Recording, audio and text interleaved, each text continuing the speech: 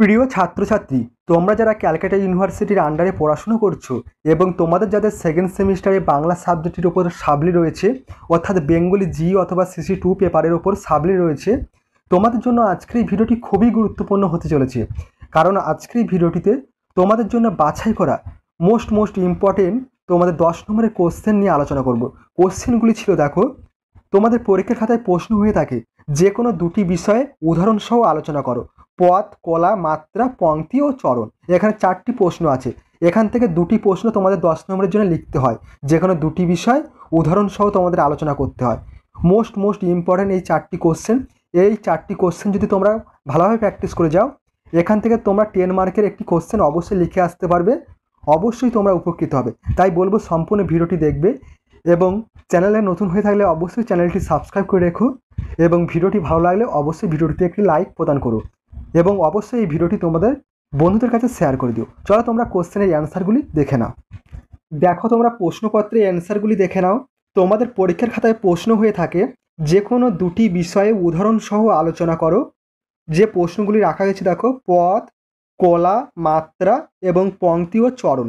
তোমাদের যে কোনো দুটি বিষয়ে আলোচনা করতে হবে 10 মার্কের জন্য, অর্থাৎ 10 নম্বর তোমাদের প্রশ্ন হয়ে থাকে। যে কোনো দুটি প্রশ্ন তোমাদের আলোচনা করতে হবে। প্রতিটি প্রশ্নের মান 5 করে, যে কোনো দুটি প্রশ্ন তোমাদের লিখতে হবে 10 নম্বরের জন্য। দেখো, প্রথম প্রশ্ন রাখা হয়েছে পদ। দেখে নাও উত্তরটি। উত্তরে বলা হয়েছে, অর্ধজ্যোতির দ্বারা বিভক্ত পংক্তির অংশকে বলা হয় পদ। আমাদের জিহবার বিরামের বৃদ্ধিতে এই পদের সূচনা হয়। একটি পূর্ণ আয়তন বিশিষ্ট পংক্তিতে অর্ধজ্যোতি অবস্থান করে পদের সৃষ্টি করে। সাধারণভাবে 2-3 লঘুজ্যোতির পর অর্ধজ্যোতির আগমন হয়। এই অর্ধজ্যোতি চিহ্নিত পংক্তির ধ্বনিখণ্ডই হলো পদ। পূর্ণ পদ এবং অপূর্ণ পদ নিয়ে একটি পংক্তি গড়ে ওঠে। আবার কয়েকটি পর্ব নিয়ে গড়ে ওঠে একটি পূর্ণ পদ। বস্তুত লঘুজ্যোতি বা পর্বজ্যোতির 2টি বা 3টির সংযোগেই একটি পূর্ণপদ দেখা দেয়। অন্যদিকে একটি অথবা 2টি লঘুজ্যোতি ও একটি উপজ্যোতি চিহ্নিত ধ্বনিখণ্ড নিয়ে গড়ে ওঠে একটি অপূর্ণ পদ। যেমন উদাহরণ রয়েছে, দেখো, সুন্দর তুমি এসেছিলে আজ প্রাতে, অরুণ বরণ পারিজাত লয়ে হাতে। সুন্দর তুমি এসেছিলে আজ প্রাতে, অরুণ বরণ পারিজাত লয়ে হাতে। এই কবিতায় 2টি লঘুজ্যোতির দ্বারা সুচিহ্নিত 2টি পূর্ণ পর্ব ও একটি অপূর্ণ পর্ব, মোট 3টি পর্বের পংক্তি আছে। সুতরাং পদের পরিচয় হবে 3 পর্বের ত্রিপর্বিক পদ। এভাবেই বলা যায় পদ গড়ে ওঠে পর্ব নিয়ে। প্রথম পদ সাধারণত পূর্ণ পর্ব হয়, কিন্তু শেষের পর্বটি পূর্ণ পর্ব বা অপূর্ণ পর্ব নিয়ে গঠিত হয়। শেষের পর্বটি অপূর্ণ পর্ব হয়। এরকম আরও একটি দৃষ্টান্ত হলো, দেখো, চিত্ত যেথা ভয়শূন্য উচ্চ যেথা শির, জ্ঞান যেথা মুক্ত যেথা গৃহের প্রাচীর। চিত্ত যেথা ভয়শূন্য উচ্চ যেথা শির, জ্ঞান যেথা মুক্ত যেথা গৃহের প্রাচীর। এখানে প্রতিটি পদ 2টি পর্ব দ্বিপার্বিক নিয়ে গঠিত, তবে প্রথম পূর্ণ পদ, শেষেরটির অপূর্ণ পদ হয়েছে। এই ছিল তোমাদের প্রথম প্রশ্নটি। তোমাদের পদ সম্পর্কে উদাহরণসহ সঙ্গে আলোচনা করা হলো। এরপর দেখো দ্বিতীয় প্রশ্ন, মোস্ট ইম্পর্টেন্ট একটি প্রশ্ন ছিল কলা। উত্তরটি দেখো।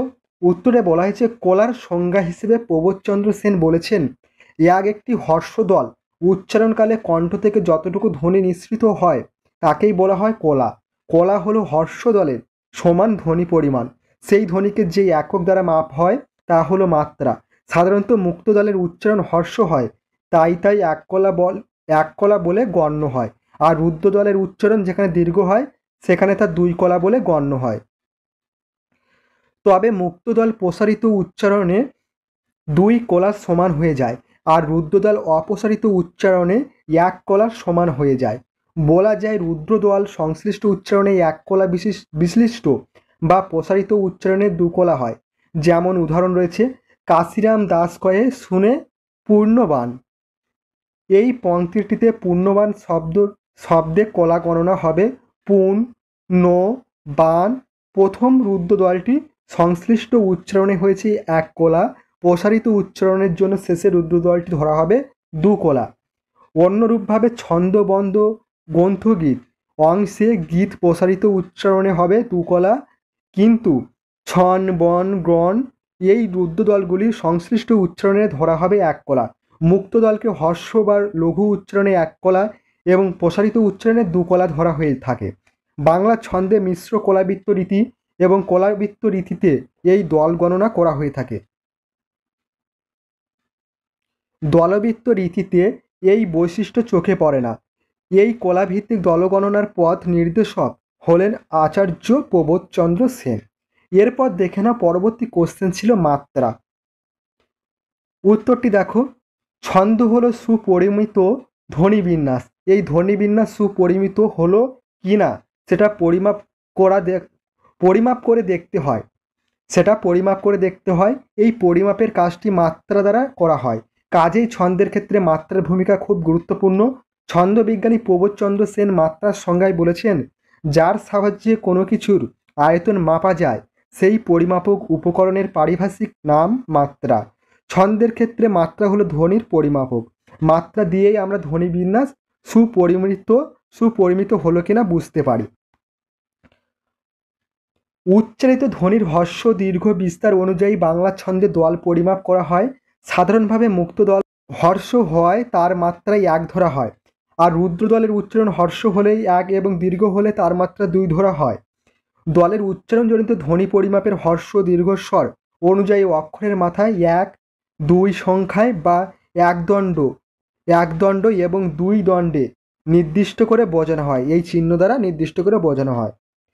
এভাবেই বিশেষ বিশেষ দলের মাত্রা গণনা করা হয়। বাংলা ছন্দে দু রকমের মাত্রা গণনার রীতি অনুসরণ করা হয়ে থাকে, দলমাত্রা ও কলামাত্রা। এক শ্রেণীর ছন্দে ব্যবহৃত হয় দলমাত্রা। এক দল সমান একমাত্র বলেই এর নাম দলমাত্রা। এই রীতির ছন্দে দলকে ধ্বনিমাত্রা বলে মনে করা হয়। দ্রুত উচ্চারণের কারণে ধ্বনি পরিধির দিক থেকে এখানে মুক্ত এবং রুদ্ধ দুই দলই সমান সমান হয়, তাই প্রতিটি দলেই এখানে একমাত্রা হয়ে থাকে। আর এক শ্রেণীর ছন্দে ব্যবহৃত হয় কলামাত্রা। এখানে মুক্ত দল এক কলামাত্রা এবং রুদ্র দল দুই কলামাত্রা হিসেবে গণ্য হয়। অর্থাৎ এখানে এক কলার সমান একমাত্রা, মুক্ত দল অপসারিত উচ্চারণে হর্ষ দল হয়ে থাকে।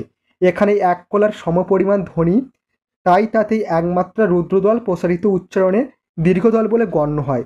দীর্ঘদল তথা রুদ্ধদল দুই কলার সমপরিমাণ ধ্বনি ও তাই তাতে দুই মাত্রা ধরা হয়ে থাকে। পরবর্তী কোশ্চেনে যাওয়ার আগে বলবো, ভিডিওটি যদি তোমাদের কাছে ভালো লেগে থাকে অবশ্যই ভিডিওটিতে একটি লাইক প্রদান করো এবং চ্যানেলে নতুন হয়ে থাকলে অবশ্যই চ্যানেলটি সাবস্ক্রাইব করে রেখো এই ধরনের গুরুত্বপূর্ণ ভিডিও আরও পাওয়ার জন্য। দেখো, পরবর্তী নেক্সট কোশ্চেন ছিল পংক্তি ও চরণ। পংক্তি ও চরণ, দেখো মোস্ট ইম্পর্টেন্ট এই কোশ্চেনটি। দেখো, উত্তরে বলা হয়েছে, ছন্দশিকদের মধ্যে কবিতার আলোচনা বা বিশ্লেষণকালে ব্যবহৃত চরণ, পংক্তি ও পদ ইত্যাদি পারিভাষিক শব্দগুলি সম্পর্কে মতভেদ আছে। ছান্দশিক লালমোহন বিদ্যানিধি এবং প্রবোধচন্দ্র সেন আলাদা মত পোষণ করেছেন। পণ্ডিত লালমোহনের মতে এক একটি কবিতায় যত পদ অথচ চরণ থাকে তাহা ধরিয়া বঙ্গভাষার ছন্দ গণনা করা হয়। তিনি বলেছেন, এক এক পংক্তির নাম এক এক পদ দাঁড়াইয়াছে। এই ভ্রমটি সংশোধন করা অতীব কর্তব্য। মধুসূদন বাচস্পতির মতে এই পদ অর্থে চরণ বা পাদ। অন্যদিকে প্রবোধচন্দ্র সেন তার গ্রন্থের চরণ শব্দটির পরিবর্তে পংক্তি শব্দটি ব্যবহার করেছেন। তিনি পংক্তির সংজ্ঞা দিয়েছেন এইভাবে, আবৃত্তির আরম্ভ থেকে পূর্ণজ্যোতি পর্যন্ত পদ রচনার ধ্বনি প্রবাহকে ছন্দ পরিভাষায় বলা হয় পংক্তি। তার বিচারে পংক্তির বিভাগ হলো পদ। পদ আর চরণ একই অর্থ নির্দেশ করে, তাই তিনি পংক্তির জায়গায় চরণ শব্দটি ব্যবহারে আপত্তি করেছেন। অবশ্য কোনো ছান্দশিকই সাধারণত কবিতায় পংক্তি শব্দটি ব্যবহার করেন না। তারা গদ্যে এবং কখনো পদ্যেও ছত্র বা লাইন বোঝাতে পংক্তি শব্দটি ব্যবহার করেন। বলা বাহুল্য, এটি এখন কোনো পারিভাষিক শব্দ নয়, কিন্তু আচার্য প্রবোধচন্দ্র জানিয়েছেন পারিভাষিক শব্দরূপে চরণ বা অর্থে পংক্তি শব্দটি ব্যবহার করা যেতে পারে। পংক্তি হচ্ছে সমধ্বনি প্রবাহ, যেখানে ছন্দজ্যোতির সম্মিলিত রূপ বা ভাগ সজ্জিত। অমূল্য মুখোপাধ্যায় ছন্দগত পূর্ণজ্যোতি বিভাগকে চরণ বলেছেন, তবে প্রবোধচন্দ্র সেন চরণের পরিবর্তে পংক্তি শব্দটি ব্যবহারের পক্ষে অভিমত প্রকাশ করেছেন। এ সম্পর্কে তার যুক্তি হলো, এক, চরণ পদ পাদ শব্দ তিনটি সমর্থক, দুই, বাংলায় পথ শব্দটি অর্ধজ্যোতি বিভাগ অর্থে প্রচলিত আছে। ত্রিপদী চৌপদী কথাগুলি ওই অর্থে মেনেই ব্যবহৃত হয়ে থাকে। 3, চরণ শব্দটিকে যদি পূর্ণজ্যোতি বিভাগ অর্থে গ্রহণ করা হয় তবে পদ ও চরণ একই অর্থের হওয়ায় সত্ত্বেও ছন্দ নির্ণয়কালে দুটি আলাদা রূপ বোঝাবে এবং অসুবিধার সৃষ্টি করবে। সেই জন্য তিনি পূর্ণজ্যোতি বিভাগ বোঝাতে পংক্তি শব্দটি ব্যবহার করেছেন। এই ছিল তোমাদের মোস্ট ইম্পর্টেন্ট 4টি কোশ্চেন। তোমাদেরকে বলবো এই 4টি কোশ্চেন অবশ্যই প্র্যাকটিস করবে। তোমাদের পরীক্ষার খাতায় কিন্তু এই 4টি কোশ্চেন অবশ্যই তোমাদের পরীক্ষার খাতায় আসবে এবং এখান থেকে এই 4টি কোশ্চেনের মধ্যে যে কোনো 2টি কোশ্চেন তোমাদের লিখতে হবে 10 নম্বরের জন্য। যে কোনো 2টি কোশ্চেন লিখলেই তোমরা 10 নম্বর পাবে। এই যে কোশ্চেনগুলি আলোচনা করা হলো ভালোভাবে প্র্যাকটিস করে যেও পরীক্ষার জন্য। পূর্বে আমি তোমাদের এই সাবজেক্টের উপর থেকে ইম্পর্টেন্ট তোমাদের বেশ কিছু 10 নম্বরের কোশ্চেনের অ্যান্সার নিয়ে আলোচনা করেছি এবং তোমাদের প্রিভিয়াস ইয়ার এসইও কোশ্চেনের সম্পূর্ণ সলভ করে দিয়েছি। তোমরা যারা এখন পর্যন্ত সেই ভিডিওগুলি দেখোনি অবশ্যই তোমরা চ্যানেলে গিয়ে সেই ভিডিওগুলি দেখে নিও, অবশ্যই তোমরা উপকৃত হবে। ভিডিওটি আজ এই পর্যন্ত, তোমাদের সঙ্গে দেখা হবে পরবর্তী নেক্সট গুরুত্বপূর্ণ ভিডিওটিতে।